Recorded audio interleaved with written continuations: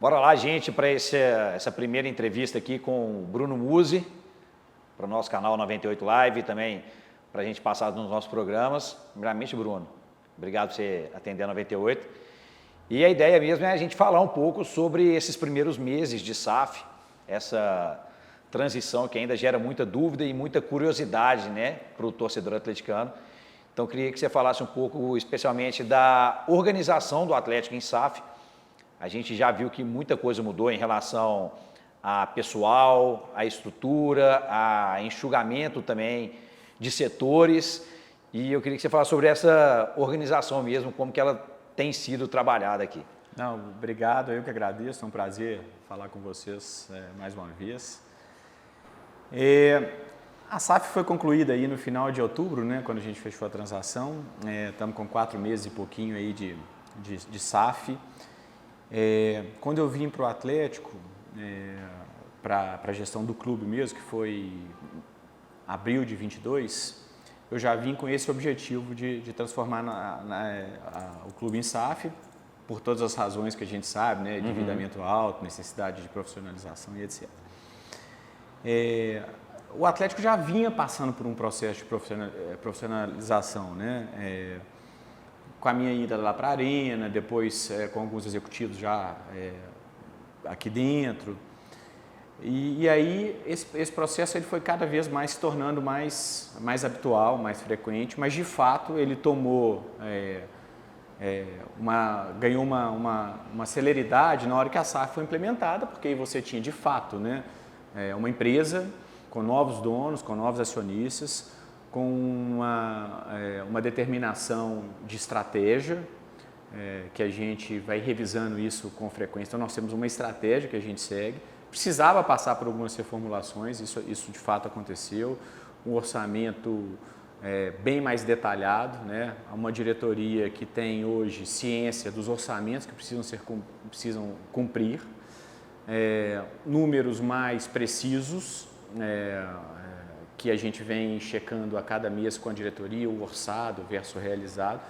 Eu acho que ainda vai ter um tempo de maturidade para que o orçado fique cada vez mais preciso, porque com esses números mais acurados, isso vai ensinando a gente a como orçar cada vez melhor e mais preciso. Então, acho que vai ainda um tempo de maturação, mas já mudou muito. Os números já estão mais disponíveis para todo mundo, né? A gente já tem a ferramenta que já consegue buscar esses números ali de forma quase em tempo real. Então, isso ajuda muito. E a estrutura, algumas diretrizes, né, que é a administração ir para a Arena, né, que isso vai acontecer, porque a administração da SAF, né, a associação continua aqui, né, continua na sede. A SAF vai para lá porque tem uma questão de sinergia, tem uma questão de integração, otimização de custos, então tem uma série de... Mas vai acabar ficando um elefante branco isso aqui, né, Bruno? Porque a maior parte da estrutura administrativa do clube, ela serve à SAF mais do que aos clubes sociais em si, né? Perfeito. Eu acho que essa é uma decisão que a associação e seus conselheiros vão tomar, o que fazer com isso aqui. Eu acho que tem diversas opções, funcionalidades, mas eu acho que é uma decisão que... Já tem estudos? Tem estudos de diversos, de coworking, de imobiliário, de ficar com a associação, de ter loja. Então, assim, tem diversas alternativas que no momento oportuno os executivos da associação, né, vão levar isso para o conselho para poder deliberar o que fazer ou não com a sede de Lourdes. Qual que é a ideia de levar a estrutura administrativa para a Arena? Eu acho que as ideias são várias. Assim. Para mim, o mais importante é a integração. Aqui, você conhece bem, é muito compartimentado, né? Cada diretoria num cantinho. Então, ali vai ser um open space, né? Um andar único. Aí a diretoria é toda integrada, não tem mais sala de diretoria, ela é toda integrada numa área específica. Comunicação junto, engenharia, operações da Arena, então tudo junto e também facilita também o dia a dia da operação, né? Porque já está lá na Arena, né? Então a gente vai ter os eventos, os jogos, o Instituto do Galo acabou de abrir, então isso dá vida ao estádio também é importante para a gente. Eu percebi que tem tido algumas saídas da parte administrativa do clube, né? E que existem algumas reclamações em relação a exigência que a SAF tem feito às pessoas que já estavam aqui de alguma forma, em termos de metas, em termos também de desempenho. A ideia é trazer mesmo esse contexto de empresa para a SAF, que é assim, o menor número possível de funcionários com o maior rendimento possível. A ideia é de fato, é que isso aqui seja uma empresa agora, né? O Atlético SAF é uma empresa com metas, com obrigações, com desempenho a serem cumpridos, como qualquer outra empresa, qualquer sociedade anônima, seja de capital aberto, capital fechado. Faz parte, é uma mudança de cultura, é uma mudança de estrutura. O futebol ele tem suas particularidades, eu acho que ele é muito exigente, né? Eu acho que mais do que qualquer outra empresa, o equilíbrio de emoção e razão numa empresa do futebol é um desafio a ser buscado, né? Porque a gente oscila, nós executivos oscilamos, a torcida oscila, dependendo do resultado, os acionistas oscilam, todos nós oscilamos, faz parte. Então não é simples, mas é muito motivador, assim, é um trabalho muito, muito bacana. O Atlético hoje tem um clima de trabalho que eu prezo muito, cada vez melhor, um clima de lealdade interna, um clima de compartilhamento de decisões, né? A gente tem uma diretriz, eventualmente as decisões não são as mais acertadas, mas a gente procura acertar para o próximo, então eu acho que é um clima que vem se tornando cada vez mais. Acho que a cultura que a gente tenta estabelecer aqui agora é ter pessoas boas trabalhando aqui dentro e a gente vai acertar e errar, mas com o objetivo de acertar muito mais do que errar. E de alguma forma também, apesar de ser uma sociedade anônima, os sócios são bem conhecidos, né? E mais do que isso, são amigos, pertencem ao mesmo círculo, né? E a gente vê nas empresas desses sócios, ou da maioria deles, pessoas de fato da confiança deles trabalhando em cargos estratégicos. Então é uma tendência de repente a longo prazo trazer mesmo essas pessoas de confiança para que assumam principalmente os cargos de direção, os cargos mais estratégicos também, Bruno? Eu acho que o mais importante é você, eu falei assim, é você ter pessoas boas, pessoas leais e pessoas competentes ao mesmo tempo. Acho que as três coisas têm que andar junto, né? Se são pessoas do relacionamento, são pessoas de confiança, eu acho que isso vai sendo construído ao longo do tempo, né? Eu mesmo nunca tinha trabalhado com os acionistas, né? Já os conhecia, mas nunca tinha trabalhado. E aos poucos a gente vai construindo a nossa história aqui dentro, né? Uhum. Já tem quase, vou fazer 7 anos já aqui praticamente, né? Então é por aí que eu acho que a cultura do Atlético vai se estabelecendo. Entendi. Em relação à questão da dívida aqui do Atlético, infelizmente, pelo menos até mais uns 3, 4 anos, imagino que a gente ainda vai falar dela, né? Como é que está hoje o endividamento do Atlético? Sabendo que o Atlético teve os 913 milhões de aporte inicial da SAF, depois mais 200 milhões de aporte do Vorcaro.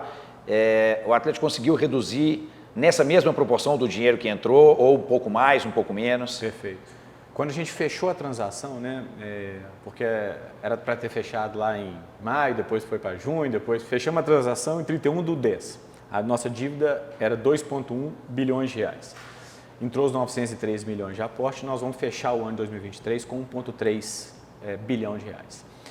Esse ano o planejamento era esse ano era a gente alongar a dívida o máximo possível, com o objetivo de tentar reduzir as taxas que a gente vinha praticando no mercado. Isso a gente já fez. A gente já alongou essas dívidas, já reduzimos as taxas com um percentual significativo importante. E agora a gente, com esse novo aporte, que ainda está na sua fase final de documentação, a gente pretende chegar no final do ano com 1,1, 1,5, 1,1, 1,15, né? 1,1, 1,15. Vamos ver como é que as coisas vão evoluir. Mas a gente reduziu um pouco mais esse ano o endividamento da SAF. O que é importante para a gente reduzir, né? A gente tem ainda um longo caminho para a gente poder chegar nesse objetivo. Primeiro, que o resultado operacional do Atlético seja positivo. Ou seja, tem como fazer isso no futebol? O futebol, o Igor, eu acho que tem, mas a gente tem que dividir o que é operacional, né? Quando eu falo operacional, eu estou falando de salários, eu estou falando de viagens, eu estou falando de receitas recorrentes sem venda de atleta. Isso é muito importante que seja positivo. Isso é possível, né? A folha dentro de um limite percentual dentro daquilo que fatura. A gente está nesse momento de transição. A gente tem 115 anos que isso 116, né? Que isso é negativo, né? E aí agora a gente nossa meta é tentar tornar isso positivo para esse ano. Se a gente vai conseguir ou não, nós estamos buscando. Mas oscila muito, uma desclassificação antecipada, uma classificação avançando, isso pode melhorar, um patrocínio que a gente não conseguiu fazer dentro do planejamento. Então tem uma série de oscilações, mas o que é importante? Toda diretoria hoje tem uma missão clara, um objetivo claro do que precisa ser feito. Ninguém sai atirando sem saber o que tem que ser feito. Então esse é o principal objetivo. Aí nós temos um segundo objetivo que é muito importante, que é tornar o fluxo de investimento positivo.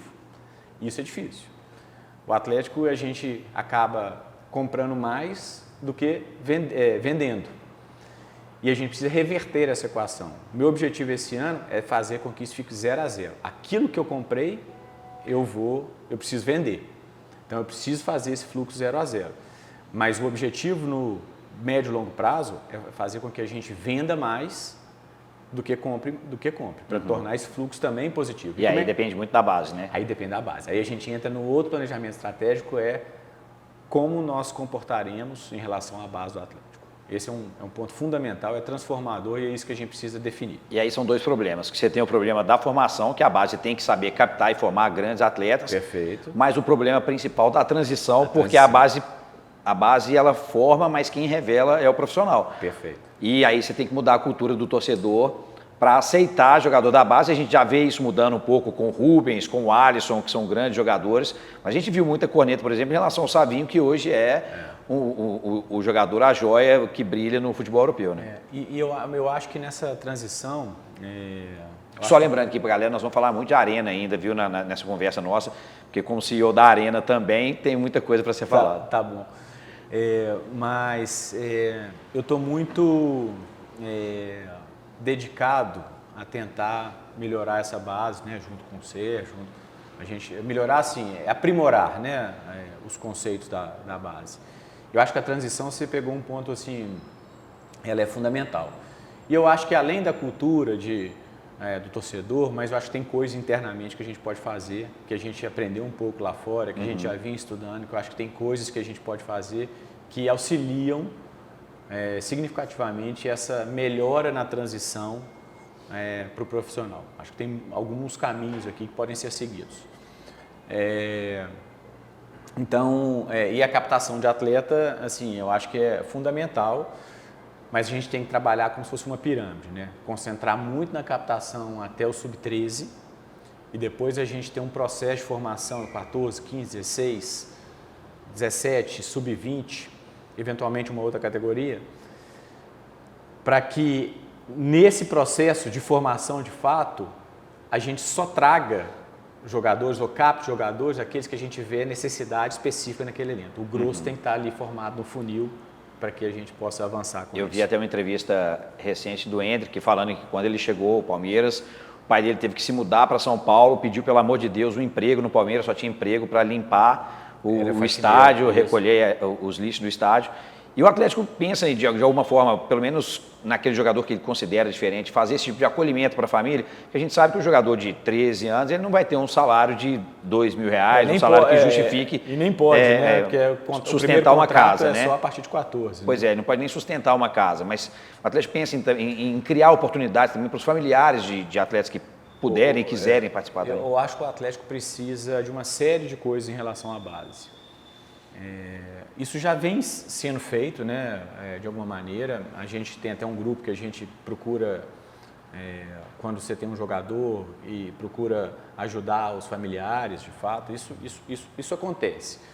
Mas eu acho que é até muito mais profundo, sabe? Assim, tem discussão de como fazer essa captação, onde esses meninos vão treinar até sub-13, como é que vai ser o tipo de escola deles? Será que vale a pena ter uma escola dentro da base ou fora?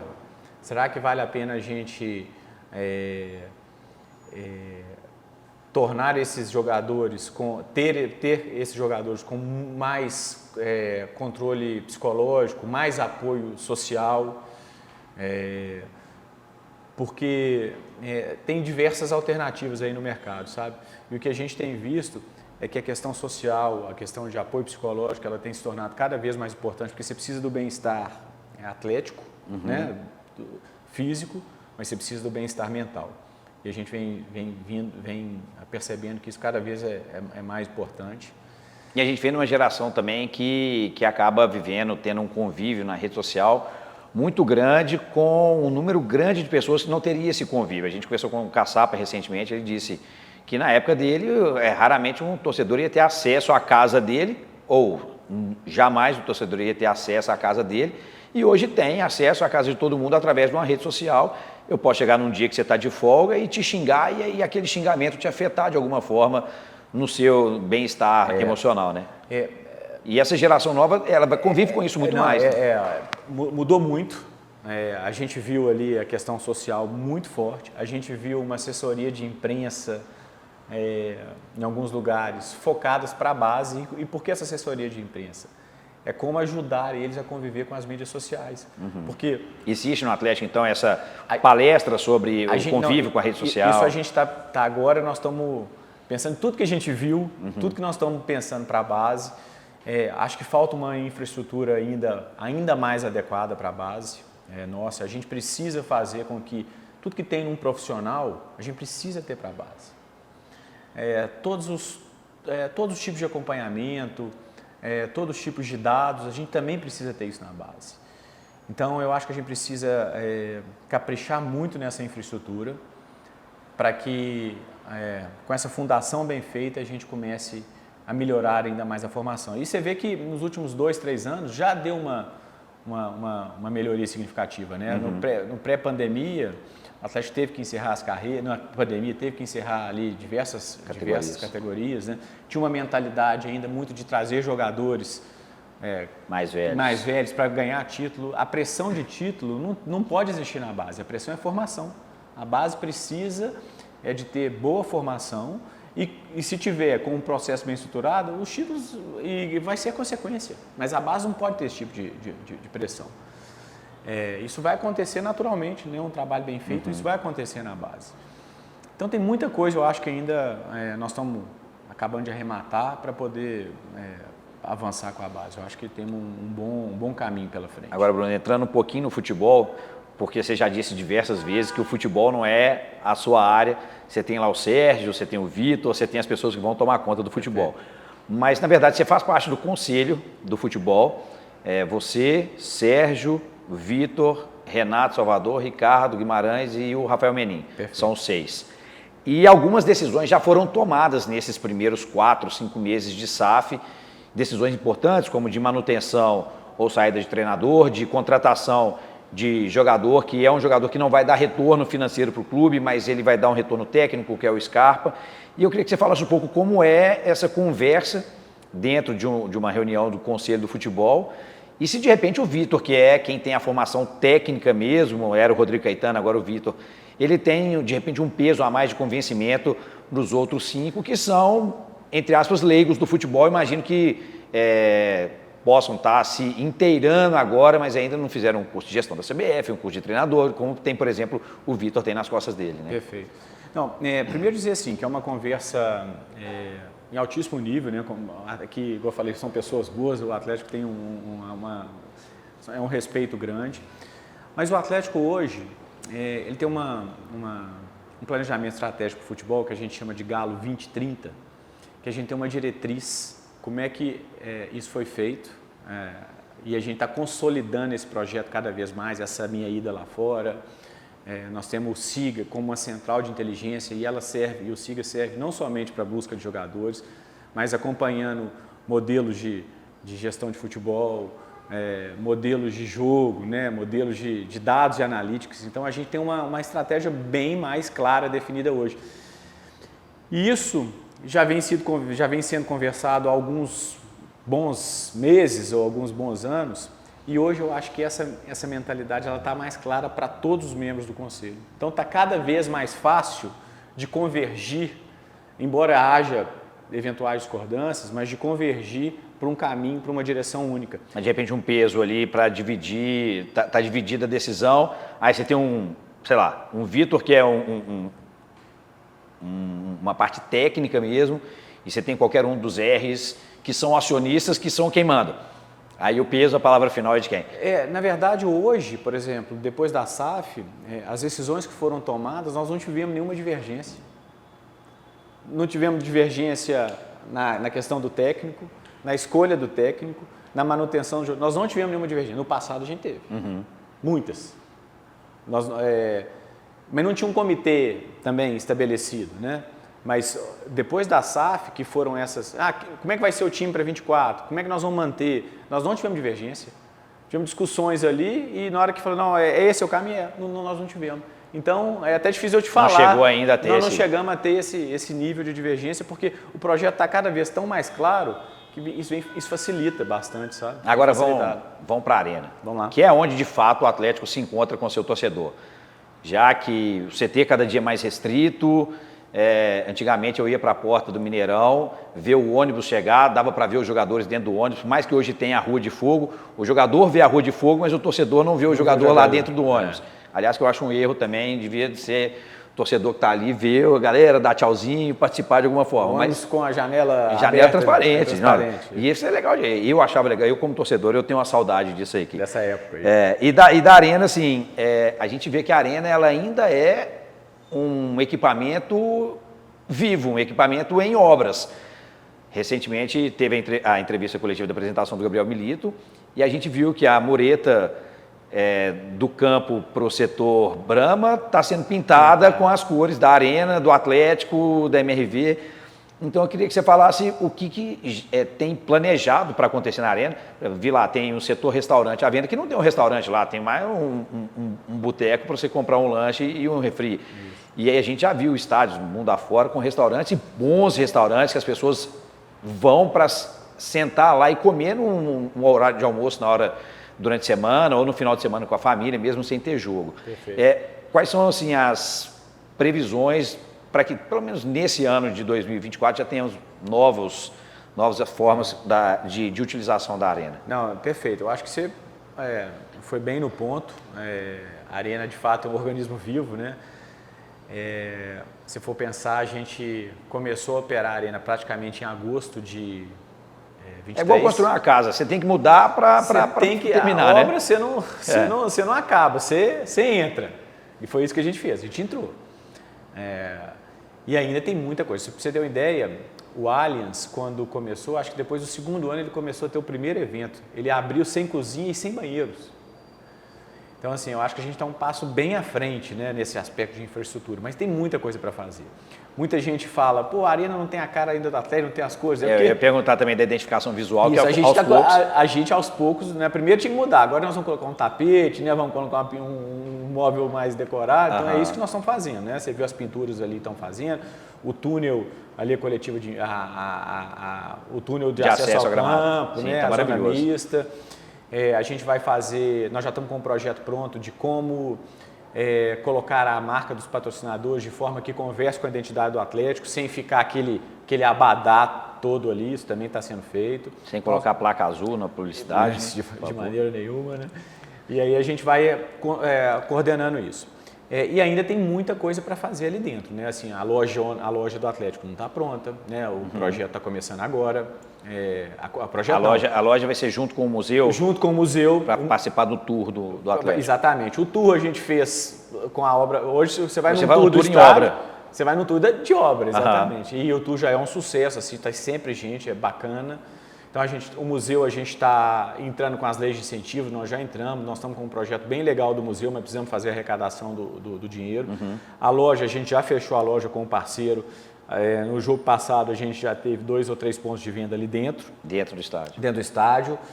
Esse jogo já deve ter um outro carrinho, mas a gente vai ter a loja grande, é uma loja de, acho que são 500 metros quadrados ali dentro. A loja que o tour desemboca nela, desemboca a pessoa para sair do tour tem que passar por dentro da loja. Na loja e ela vai ficar aberta no dia a dia da esplanada. Eu caí nessa pegadinha lá no Santiago Bernabéu quando eu fui fazer o tour. Eu caí agora em várias aqui nessa viagem também. Você não tem jeito de não gastar. A esplanada está aberta, nós abrimos a esplanada a partir de terça-feira para a população. A esplanada da Arena está aberta. De 8 a 6 da noite. De 8 a 6 da noite. Então a loja daqui a pouco vai funcionar. A gente tem um projeto de fazer ali na esplanada, que a gente está chamando o Parque do Galo, que na verdade é uma lona por cima, com uma área mais fresca, assim, mais sem tanta incidência de sol, para que a gente tenha mais food trucks, uma alimentação para ficar no dia a dia ali da esplanada. Esse projeto ainda pensando em 24? Pensando em 24 ainda. A gente tem ali naquelas áreas dos equipamentos sociais, que é uma contrapartida do patrocínio Vai ter que ter a UBS. Vai ter o Intercafé, a UBS vai estar funcionando. Um negócio de uma escola de inglês as escolas, né, o Clique e a Academia da Cidade. O restaurante, lá onde que você falou, o restaurante, já começou as obras ali. A ideia é que em agosto o restaurante esteja pronto. O que é esse restaurante? Esse restaurante é um espaço que as pessoas vão poder comprar seu ingresso e abre 2 horas antes do jogo. E na hora do jogo senta ali nas cadeiras lá de fora, mas vai ter um serviço ali passando comidas, igual, não sei se igual tem no Allianz Parque, é o mesmo explorador. E aí a gente está pensando que o desafio é como tornar o restaurante rentável e aberto no dia a dia. Que tipo de cardápio, que precificação. Porque é muito legal você poder ali naquela região tem muitas indústrias, né? Ali perto do 5 de Contagem. Sim. Tem muita gente que vai almoçar ali. Tem o shopping ali. Tem um shopping, está sempre aberto. Então você poder almoçar na arena, vendo o campo, é super legal, né? Mas que tipo de preço, que tipo de cardápio, isso então eu imagino que em agosto. A gente deve fazer mais um lounge, um lounge ali no setor leste, onde as pessoas fiquem ali no lounge. Esse jogo agora do Cruzeiro já vamos ter uma prévia do que seria, já vamos ter uma prévia e depois vão para as cadeiras. Então, assim, eu acho que tem muita coisa ali para acontecer esse ano ainda na Arena MRV. E o pessoal falando, você falou de almoçar e assistindo, tem uma pergunta aqui, tem umas perguntas que a galera mandou para mim no Instagram, e uma pergunta em relação a isso também. De repente, hoje a Arena está apta para receber público em apresentação de jogadores, em um treino aberto, de repente troca por alimento não perecível para facilitar, até para quem não pode ir ao jogo, ter algum tipo de contato. Hoje o gramado, ele suporta esse tipo de ação? Sei lá, vai ser 2 vezes no mês, 1 vez no mês, se muito? Não, acho que está pronta. Eu acho que a gente consegue fazer uma operação relativamente simples, depende muito dessa coordenação da Arena com o departamento de futebol, a preparação deles, se vale a pena vir para a Arena, né, deslocar, porque é longe, para poder jogar na Arena um treino. A gente vê os grandes jogadores sendo apresentados, por exemplo, no Barcelona, no Real Madrid, no estádio. No estádio, acho que tem total atração para fazer. Fizemos o Milito, né, esses dias, eu acho que tem... Mas não é aberto, né, para o público. Mas dá para poder fazer aberto, assim, eu acho que é só uma coordenação que é possível fazer alguns tipos de evento. Eu não vejo dificuldade em fazer isso. Então, falando em preço, que isso aí ajudaria para quem não tem condição de bancar uma ida ao estádio. A gente sabe que a ida ao jogo hoje é um evento caro, principalmente para a família. O ingresso não é barato, o tropeiro não é barato, se você tomar uma multa do lado de fora não é barata, e o estacionamento a galera está chiando, está considerando muito caro um estacionamento de, por exemplo, R$120, como é no Clássico contra o Cruzeiro. Como que é essa precificação, tanto dos ingressos, quanto também do estacionamento, que é o que tem gerado mais ruído ultimamente? Os ingressos a gente... na verdade, hoje com a SAF, a gente tem uma estrutura de gestão que ela tem diversos comitês de deliberação. Então, tudo é muito discutido e o comitê acaba dando as palavras finais, né? Então, a gente discute aqui, apresenta e a gente, dependendo do que for o comitê ou o conselho, dependendo do assunto que for, a gente sobe. para o conselho. E é de forma até muito rápida, porque é um grupo de WhatsApp, a gente define, pessoal, temos essa e essa deliberação para fazer, a nossa proposição é essa aqui, o que vocês acham? Não, acho que tem que ser assim, não acho que pode ser assim, vamos fazer desse jeito, é assim que funciona. Então, as precificações, todas elas passam exatamente por esse mesmo processo. Inclusive estacionamento? Inclusive A estacionamento. decisão pelo valor do estacionamento é do clube, não é da Estapar? Não é da Estapar. Estapar não tem... a Estapar pode opinar, ela opina, mas assim, é um posicionamento do clube, assim como são os ingressos também. O preço também a gente opina no preço da GSH, embora a gente tenha uma... GSH de alimentos. A de alimentos, embora a gente tenha ali uma menor influência na gestão, quando eles puxam demais, a gente dá uma segurada, mas os preços de ingresso e estacionamento são deliberados pelo clube. E vou perguntar direto, o estacionamento está caro? É impossível falar que nada na arena é barato, assim, eu acho que R$100, R$120, ingressos vão de 40 a 100 e poucos, eu acho que ele está bem precificado. Mas o estacionamento é muito uma questão de demanda, né, Igor, também, né, assim, ele vende muito rápido, ele esgota muito rápido. Então a gente tem, por exemplo, um clássico igual hoje, que custa R$120, é barato? Não é barato, mas vende. Vendeu Conforto vale? E vendeu em pouquíssimas horas, né? Uhum. As pessoas estão indo cada vez mais com 3, 4 pessoas por carro, o que é ótimo para a gente. Até para o trânsito. É muito bom para o trânsito. Então, assim, a gente leva em consideração, a gente tem considerado, na época do licenciamento, a média de pessoas por carro era 2,2 pessoas por carro. A gente tem percebido que isso vem aumentando, isso ajuda. A partir do momento que se para de vender e tudo, obviamente vai ter uma elasticidade no preço, a gente vai variar, mas hoje é isso. O Atlético já pensa nessa mudança em jogos do Campeonato Brasileiro e da Libertadores, que vai ter jogo da Libertadores que vai lotar e não vai ter jeito. Vai ter jogo do Brasileiro que vai ter 20, 25 mil pessoas, como teve em jogos do Mineiro também. Com certeza. Eu lembro, assim, isso é normal, né? A gente está pensando muito, assim, em lugares que a gente tem que colocar um preço acessível, né, para a torcida. Esse jogo do Cruzeiro, nós estamos falando de R$40, né? Eu acho que é um bom preço. Mas R$40 para quem já paga 900, né? Por ano. Para quem é sócio. Mas é um pouco da que a gente até estava conversando previamente, né? A gente precifica ali muito para o sócio torcedor, porque é quem está ali ajudando o clube, vai ajudando o clube assim, do ponto de vista de estar sempre presente no estádio. Esse cara precisa de ter uma condição diferenciada do que aquele que vai, eventualmente, uma vez por ano no jogo. Uhum. E cada vez mais quem frequenta o estádio são as mesmas pessoas por ser sócio torcedor. Então, é um pouco, esse equilíbrio tem que ser atingido, né? Então, eu acho que a precificação a gente tem acertado mais do que errado. Mas sempre lembrando que os preços a gente olha muito na questão do sócio torcedor. Num clássico desse de torcida única, talvez seja o único momento que a gente possa utilizar a capacidade total plena da arena. Qual que é essa capacidade hoje, Bruno? A capacidade da arena, nós falamos lá 46 mil lugares, mas a gente teve uma série de perdas ali, né, de restrições, né, separação de torcida, que nesse caso não tem, mas a gente tem restrição, por exemplo, dos lounges, né? Os lounges ali eram calculados para 800 pessoas pela metragem quadrada, ele cabe 300 pessoas, então você perde. O setor ali sem cadeira era um setor para poder ter maior volume de pessoas. Hoje, por uma restrição técnica do bombeiro, a gente precisa fazer patamares intermediários ali naqueles degraus para que a gente possa aumentar a nossa capacidade. Uhum. Isso tudo veio durante o processo de construção, na hora que você só submete essas decisões, você estuda tudo antes, mas na hora que você submete para uma análise, de fato, é que você Esses patamares vão ser feitos? Pois esse é um estudo que nós estamos fazendo agora.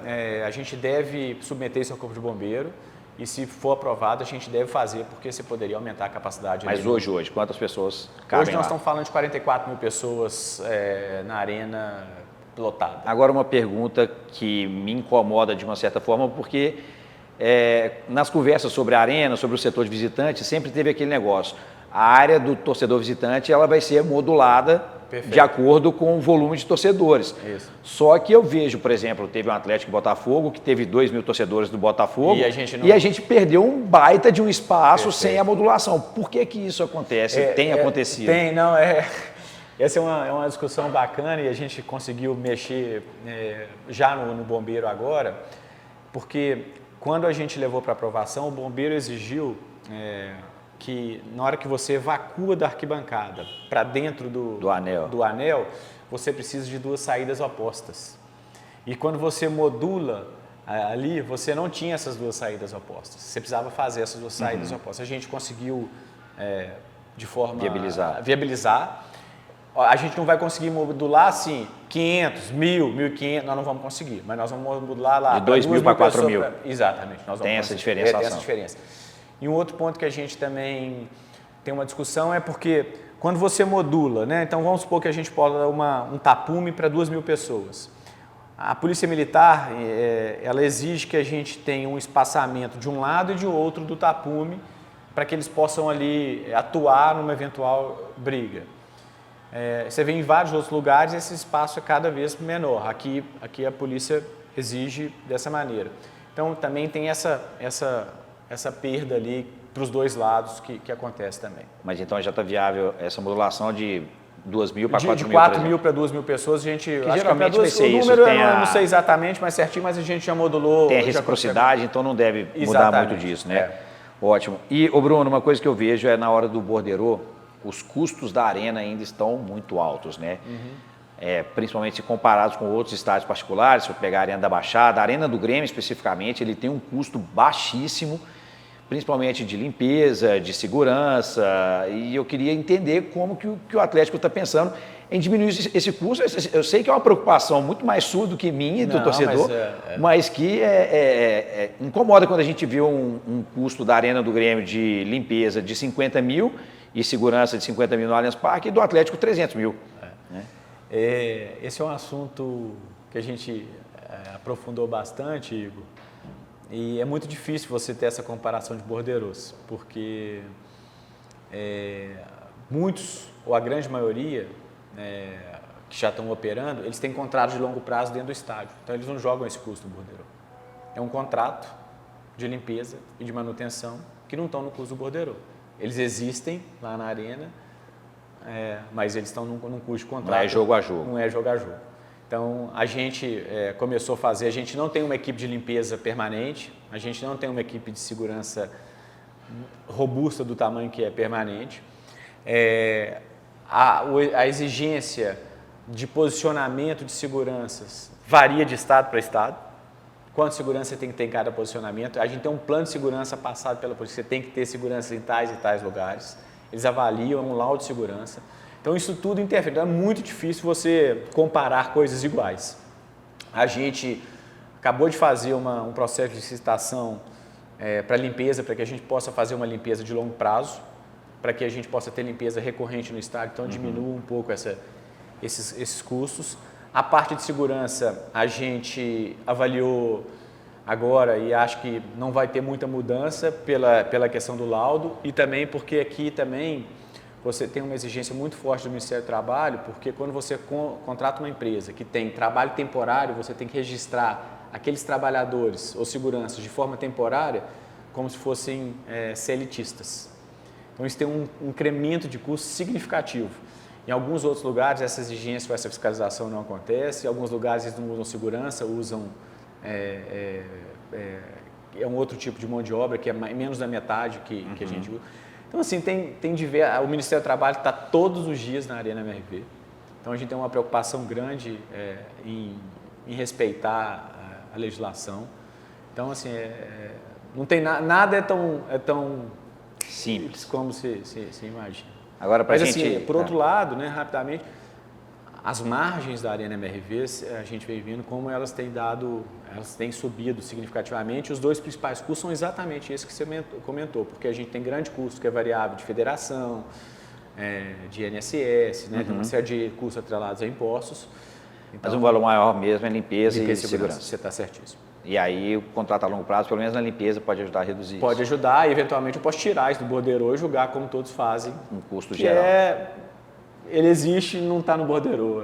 Não muda nada Não no muda final nada, das contas. exatamente. Para a gente encerrar, Bruno, porque estamos aqui já quase uma hora de conversa, eu queria que você falasse um pouco sobre a implementação da identificação facial na Arena. A gente já tem para a imprensa essa identificação, inclusive tem lá 2 modelos diferentes, um da Imply e outro da BPS.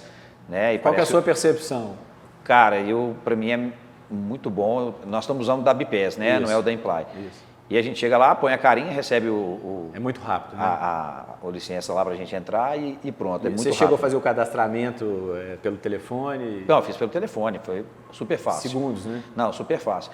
E eu queria entender assim, o que dificulta hoje para a Arena já ter essa identificação facial na entrada do estádio e principalmente se o Atlético tem uma previsão para tomar atitude contra torcedores baderneiros, se aproveitando dessa facilidade que vai ter através da identificação facial. Só o cara que joga um copo que administrativamente o Atlético não pode punir juridicamente, mas administrativo pode proibir de participar dos jogos.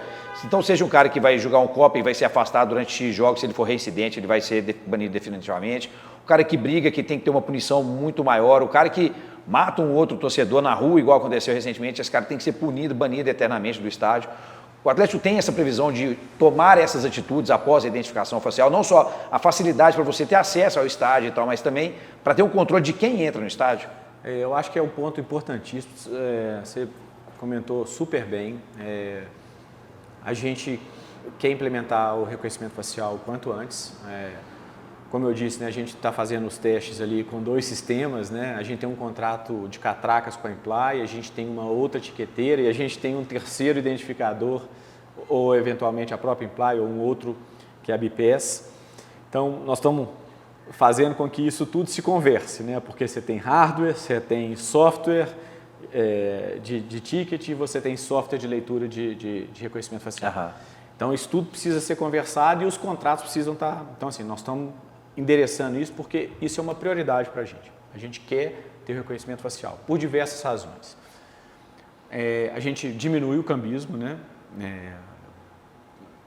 Ilegal, vamos dizer assim. Até porque, né, a Arena, como ela foi concebida, o torcedor fica muito perto do estádio. O último clássico contra o Cruzeiro teve tentativa de invasão. Esse torcedor que invade, ele não pode retornar para o estádio. Exato. Então, assim, a gente diminui o cambismo, a gente acelera a entrada na Arena, porque é mais rápido do que o próprio QR Code, porque o QR Code, na hora que você chega, eventualmente você tira do bolso, o telefone está desligado, você digita a senha, a leitura é rápida, mas o processo não é tão rápido, então você ganha muito tempo, o processo de reconhecimento é muito fácil e é muito seguro, e ele traz essa alternativa para a gente, que é a gente passar a punir os CPFs. A gente precisa punir os CPFs, né? A gente não precisa generalizar uma torcida organizada, mas os indivíduos que não comportam, e eu tenho certeza, né? Você sabe bem que a torcida organizada é contrária, né? Mas é impossível controlar indivíduos ou o cara que bebeu muito, isso é muito difícil, e esse cara precisa ser punido, precisa ser, de fato, não é um torcedor que a gente quer frequentar na Arena. Então, o reconhecimento facial ele vai facilitar e muito essa questão. Então, ele tem diversos benefícios. Então, é uma prioridade nossa. Tomara que a gente já vai começar a fazer o reconhecimento facial também agora lá para a Zona 1, para poder facilitar as pessoas a movimentarem ali dentro. Os funcionários também da Arena já farão todos agora com o reconhecimento facial. Daqui a pouco a gente vai, na hora que a gente conseguir equalizar todas as questões de contrato e uniformização dos softwares e tudo, a gente já vai começar a setorizar, né? Primeiro vamos fazer camarote, setor tem menos oeste, gente. camarote, não sei, aí a gente vai definir qual portão, por exemplo, e a gente vai começar a fazer. Então, tomara que a gente consiga fazer isso em 2024, é o meu objetivo. Tá aí. Obrigado, Bruno. Beleza, obrigado a você. Que esse papo aqui esclareça muita coisa em relação tanto ao Galo quanto à Arena e sobre futebol. A gente fala em off porque o futebol não é a sua praia. É isso aí. Tá certo. Perfeito. Obrigado, beleza, não. obrigado. Viu? Valeu. Um abraço.